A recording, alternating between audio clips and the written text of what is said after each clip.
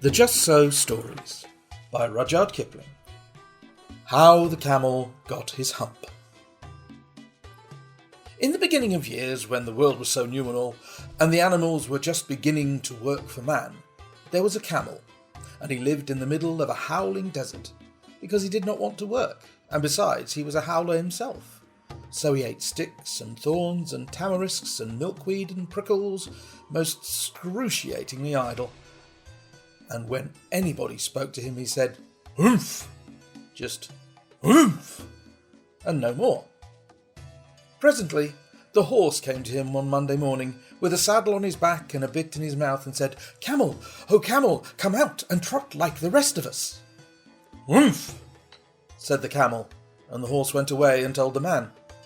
Presently the dog came to him, with a stick in his mouth, and said, "Camel, oh camel, come and fetch and carry like the rest of us." "Humph!" said the camel, and the dog went away and told the man. Presently the ox came to him with a yoke on his neck and said, "Camel, oh camel, come and plough like the rest of us." "Humph!" said the camel, and the ox went away and told the man. At the end of the day, the man called the horse and the dog and the ox together and said, "Three, oh three, I'm very sorry for you, with the world so new and all, but that humph thing in the desert can't work, or he would have been here by now.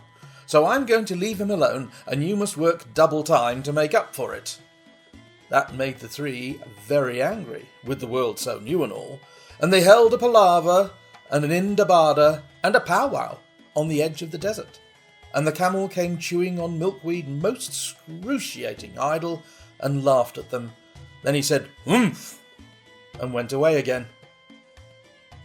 Presently there came along the Jinn, in charge of all the deserts, rolling in a cloud of dust. Jinns always travel that way, because it is magic.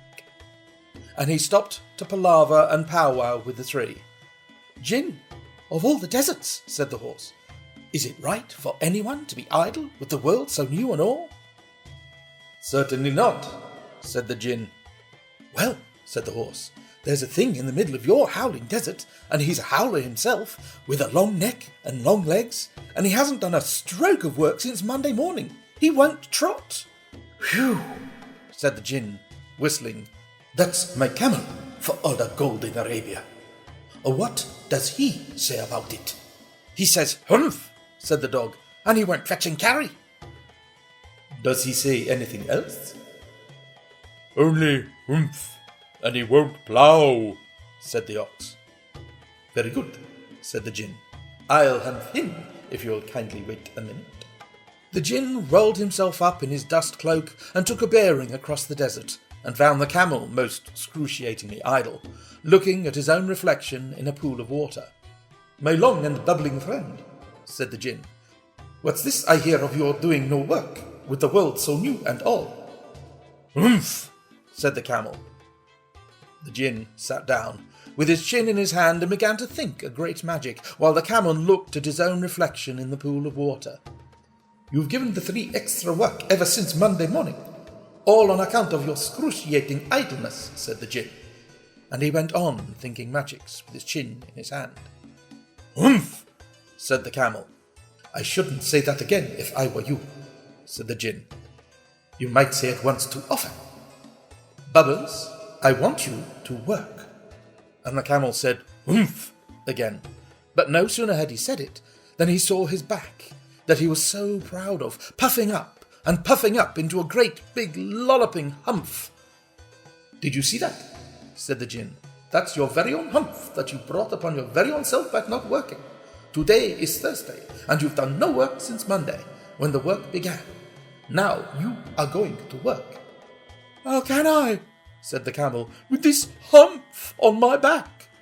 "That's made a purpose," said the Jinn, "all because you missed those 3 days. You will be able to work now for 3 days without eating, because you can live on your humph.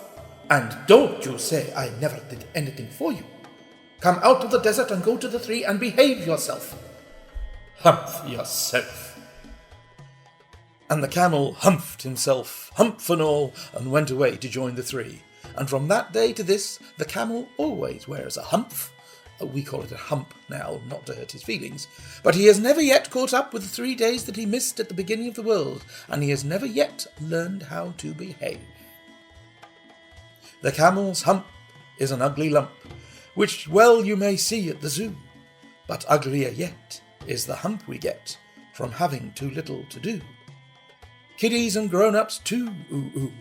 If we haven't enough to do, ooh ooh, we get the hump, Camellious hump, the hump that is black and blue.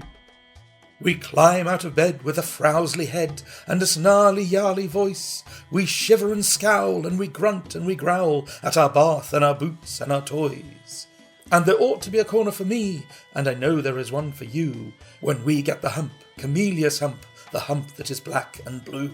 The cure for this ill is not to sit still or frowst with a book by the fire, but to take a large hoe and a shovel also, and dig till you gently perspire. And then you will find that the sun and the wind and the gin of the garden too have lifted the hump, the horrible hump, the hump that is black and blue. I get it as well as you, ooh ooh. If I haven't enough to do, ooh ooh. We all get the hump, Camellious hump, kiddies and grown-ups too.